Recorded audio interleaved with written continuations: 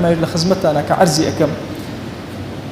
إما الراسية كاتك أم باسانا بيسين غمي كيزور جوردا ما نجري زمني إما غيري أو زمنية ك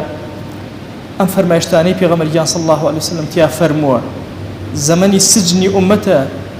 زمنك كهيستو أنا ودا صلاة وجروح حركيك ما نية إما تشيب كين لم زمنا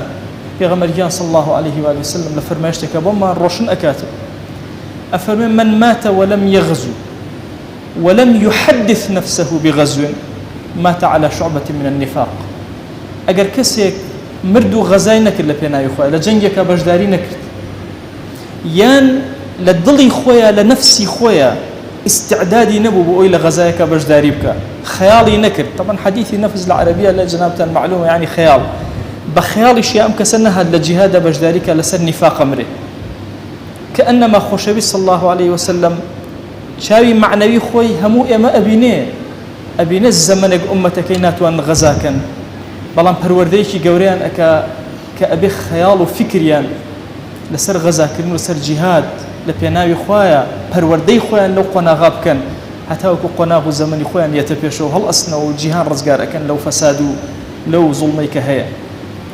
ويتوي إيمان داريك لأرك كانت أميا لقل أوي أهلي نيجي أهلي الروجي أهلي طاعتي أهلي صدقي أهلي خير وخيراتي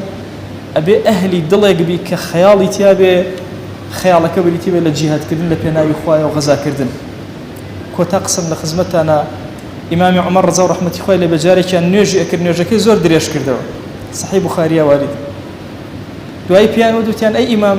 نيجي زور دريش كرا لعادتي خود تجاوزت كرد فرموي خيالم روشتبو لنيجي كما لميداني جهاد لتشنشينك أمود أجر أو قائدة بشتى أبي تربشتى إير لو أشين أخوي قالوا نصرتي زياتر من بداته قصيك زور عظيم فرموي إمام عمر فرمي قد جمع الله لي الجهاد والصلاة خوي قالوا ناو نيجا كما نيجو جهادي بيك وبوكوكر أما إشارتي كي زور قورية أمتي في غمر صلى الله عليه وسلم كأمر دستوسعنا لبرانبر أخرني لي أرجع الزليلي كهيتي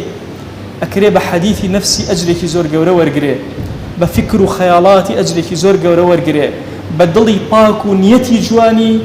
لبلي مجاهدين لآستي كي زور برزة لأمتي في غمرة صلى الله عليه وسلم حسابي وبكري